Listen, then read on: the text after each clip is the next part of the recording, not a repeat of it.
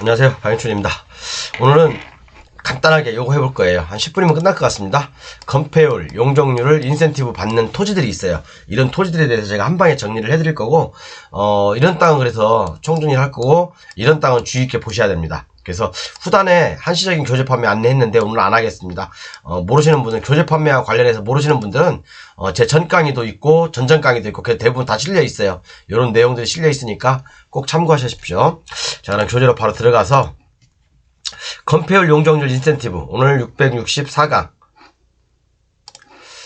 건폐율 용적률 인센티브라고 제가 타이틀을 붙여놨는데, 뭐 아시는 분도 있고 모르시는 분도 있으실 건데, 모르시는 분들은 그냥 보시고 아시는 분들은 안 드셔도 돼요. 이제 법률적인 내용은 여기 쭉 실어놨고, 그 다음에 이제 이와 관련된 물건들도 이렇게 쭉 올려놨습니다. 근데 뭐 이 물건을 입출하는 게 아니라 교육용으로 제가 이렇게 다 뽑아 본 겁니다. 이렇게 뽑아 본 거니까 뭐 꼭 이 물건을 입출할 들어가지 마세요 여러분, 들어가라고 한 거 아니에요. 그냥 참고용, 교육용으로 뽑아 놓은 거니까 절대 입찰하시면 안 됩니다. 이거 왜 이렇게까지 올라가냐. 자, 일단은 칠학지구가 있죠. 우리가 칠학지구도 건폐율 용적률 인센티브를 받는 곳이죠. 그죠? 예를 들어서 계획관리지역 같은 경우, 계획관리지역 같은 경우는 건폐율이 얼마죠? 40. 용적률이 100인가요? 80? 그죠? 되겠죠? 잘 모르는데 숫자 약합니다. 물어보지 마세요.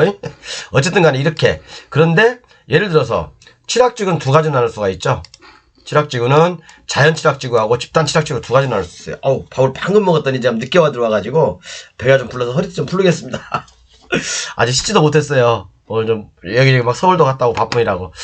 자연 칠학지구하고 집단 칠학지구가 있는데, 자연 칠학지구는 말 그대로 국토계획법에서 지정하는 곳이죠. 집단 칠학지구는 개발 제한 구역에서 지정하는 곳이죠. 개발 제한 구역 내에서 지정하는 게 집단 칠학지구고, 그 다음에 녹지지역, 관리지역, 농림지역, 자연환경 보전지역, 비도시지역을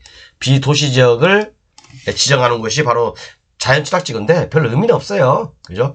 그냥 집단 칠학지구는 그린벨트 지정한다, 그냥 그렇게 보시면 돼요. 그냥 뭐 이게 특별히 구분의 실익은 없지만 그래도 용어는 조금 구분할 줄 아세요. 그러니까 자연 칠학지구는 국토계획법에서 나왔고, 집단 칠학지구는 개발제한구에서 나왔다, 그렇게 보시면 됩니다. 그리고 요런 것들의 건폐율은 이거 국토계획법에서 인정하는 겁니다, 여러분. 물론 조례로 따로 정할 수도 있어요. 건폐율 60, 용적률 100, 요렇게 되는 거죠. 그죠? 예를 들어서 자연환경 보전지역에, 그죠? 자연환경 보전지역에, 이게 자연환경 보전지역. 근데 이 지역 안에 여기가 이제 자연 칠학지구로 지정돼 있어요. 그러면 뭐예요? 자연 보전 권역에는 건폐율 20%밖에 안 되죠. 만약에 일단 이제 그 자연 칠학지구로 지정됐다면 건폐율 60까지 올라갈 수 있는 거죠. 그죠? 괜찮죠? 용적률도 100까지 올라갈 수 있는 거죠. 그죠? 그래서 자연 칠학지구 안에, 아니 자연 칠학지구를 만드네?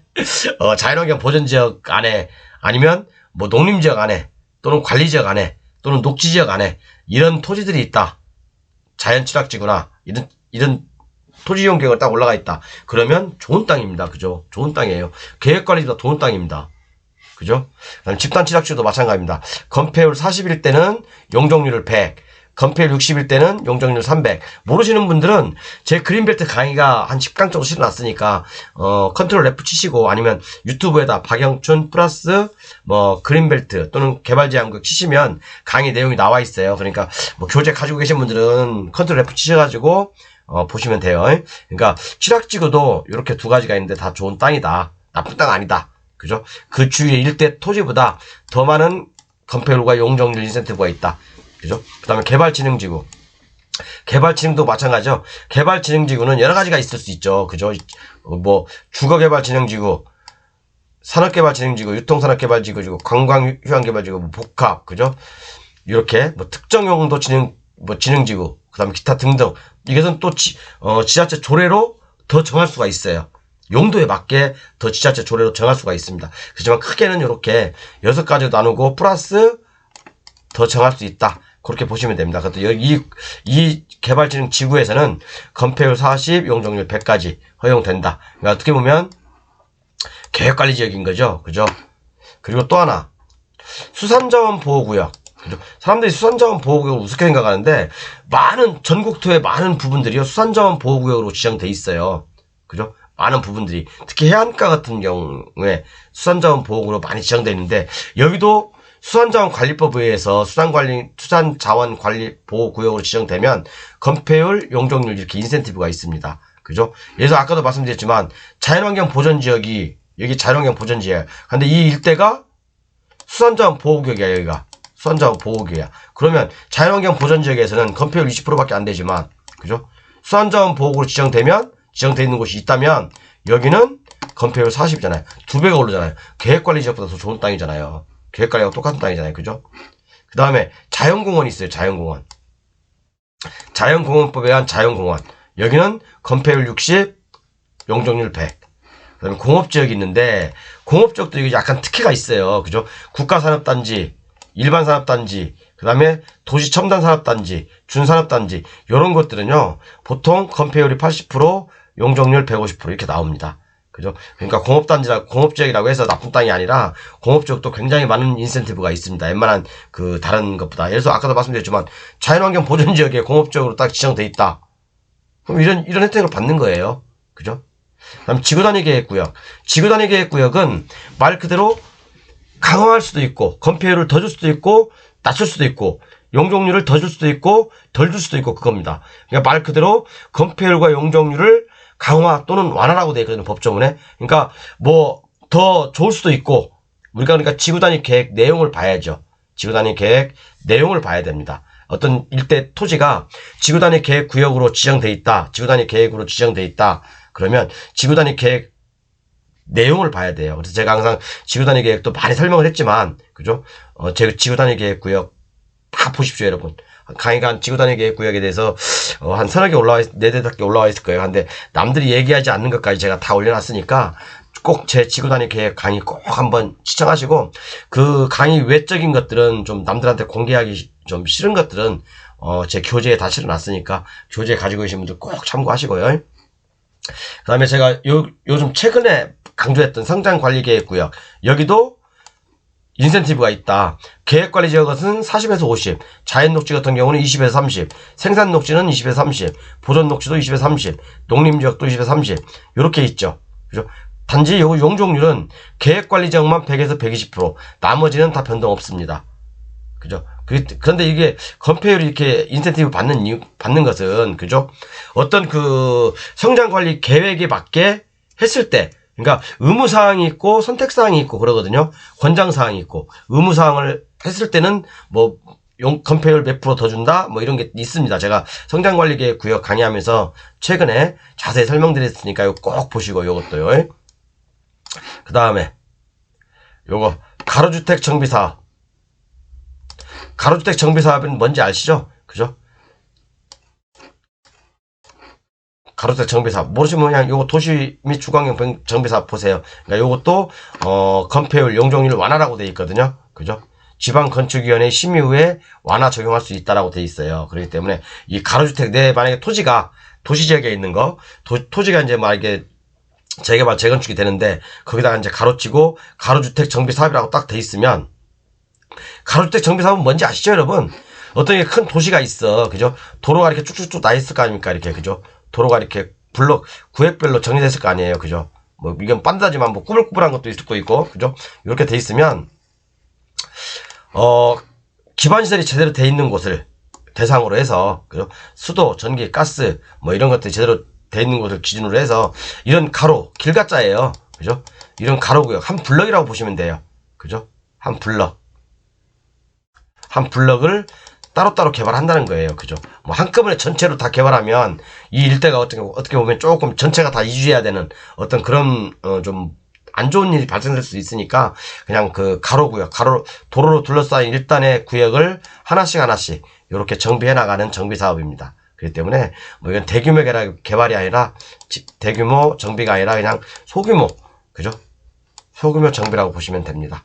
자, 그래서 이제 이거하고 관련해가지고 제가 이제 법조문을 이렇게 딱 정리를 해놨고, 제 교재 다 있으니까 나중에 보세요. 그 다음에 칠학지구도 이렇게 많이 나와요. 칠학지구도 자연칠학지구가 있고, 그죠? 자연칠학지구. 토지이용 계획원에 보면, 여기 이제, 어딨어? 여기. 자연칠학지구가 나와있죠, 이렇게요. 자연칠학지구. 그죠? 그리고 계획관리자. 계획관리자가 뭐예요? 건폐율 40%, 용적률 100인가요? 그러면 칠학지구로 지적되면 계획관리직이니까 이건 뭐겠어요? 자연인이죠, 자연. 자연 취락직이죠. 그러면 건폐율 60%, 용적률 100%더 인센티브 받죠. 그죠? 그 다음에 요것은 밑에 있는 건 집단 취락지구. 이거 여러분들 이 내용들 다 경매 들어가는 거 아니에요. 그냥 제가 임의적으로 여러분들 교육을 위해서, 물론 지금 진행되고 있는 경매 물건입니다.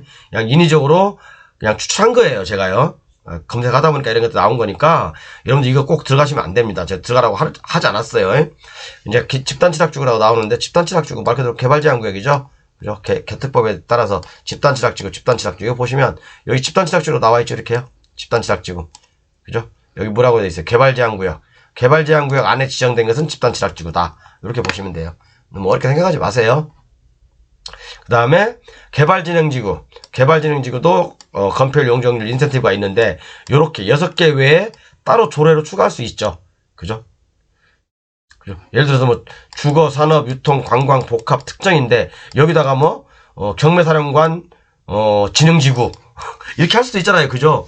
그죠? 여기는 경매사령관 좋아하는 사람만 들어와, 이 땅은. 이렇게 할 수도 있어요. 그러니까 조례로 따로 정할 수도 있어요. 그죠? 주거개발진흥지구, 산업개발진흥지구, 유통개발진흥지구 이렇게 물건들이 다 있습니다. 다, 그죠? 또 복합개발진흥지구, 특정개발진흥지구, 특정개발진흥지구, 지구단위계획도 마찬가지고. 지구단위계획은 제가 뭐라고 했어요? 강화할 수도 있고, 그죠? 강화할 수도 있고 늘려줄 수도 있다 이거죠. 그러니까 이것은 양날의 칼입니다. 양날의 칼이니까 지구단위 계획 내용을 잘 보셔야 된다. 그겁니다. 결론은. 근데 대부분 지구단위 계획 구역도요,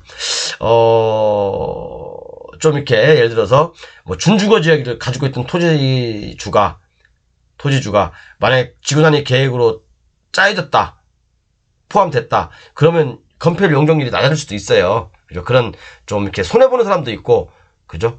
그래서 일반 주거지역 사람이 지구단위 계획으로 묶였다 그러면 더 건폐율 용적률이 업되는 경우도 있고. 그러니까 이것은 뭐 몰라요, 저도. 어쨌든 강화 완화입니다. 그죠? 그러니까 지구단위 계획의 내용을 잘 봐야 된다. 고시가 뜨거든요. 그 고시 보시면 돼요. 그 다음에 성장관리계획구역. 성장관리계획구역은 제가 여러 가지 말씀드렸죠. 뭐 산업형, 일반형, 뭐 주택용, 뭐 여러 가지가 있어요. 그래서 성장관리계획, 이거 들어가는 거 아니라고 분명 말씀드렸어요. 성장관리계획구역은 좋은 땅이다. 일단 건폐율 용적률에서. 그죠? 그러니까 어떻게 보면 거의 계획관리, 그러니까 예를 들어서 뭐 생산녹지 같은 경우에 성장관리계획구역이라고 붙었다 그러면 거의 뭐 건폐율을 거의 계획관리 지역에 맞먹게 받으니까 굉장히 좋은 땅이죠. 성장관리계획구역 이렇게 딱 지정이 돼 있으면 여기는 그냥 성장관리계획구역이라고만 돼 있잖아요. 그죠? 할미 1구역 뭐 산업형 이렇게 돼 있네요. 그죠? 성장관리계획구역 산업형 이렇게 다 표기가 돼 있습니다. 이렇게. 그 다음에 여기 성장관리계획구역, 그 다음에 이것도 성장관리계획 주거형이거든요. 이거요. 여기 보시면 성장관리계획 구역 주거형이라고 딱 돼 있죠. 이렇게 주거형. 그러면 집을 위주로, 주택을 위주로 지어야 되는 거예요. 그죠? 물론 여기면 조금만 근린상관 들어올 수 있겠죠. 그죠? 그 다음에 성장관리계획 구역 주거형. 여기도 성장관리계획 어딨어? 여기 있네. 성장관리 해놓고. 죄송합니다.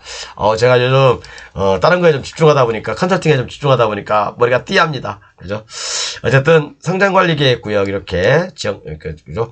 지형도면 고시됐다는 것은 성장관리계획, 지형도면, 실시계획이 나왔다는 얘기예요. 도면이 나왔다는 얘기입니다. 그죠? 성장관리계획 구역에서 요것은 지형도면 고시됐다. 지형도면 고시됐다는 것은 이미 실시계획이 나왔다. 이겁니다. 그 다음에 성장관리계획 공업제한형. 그죠?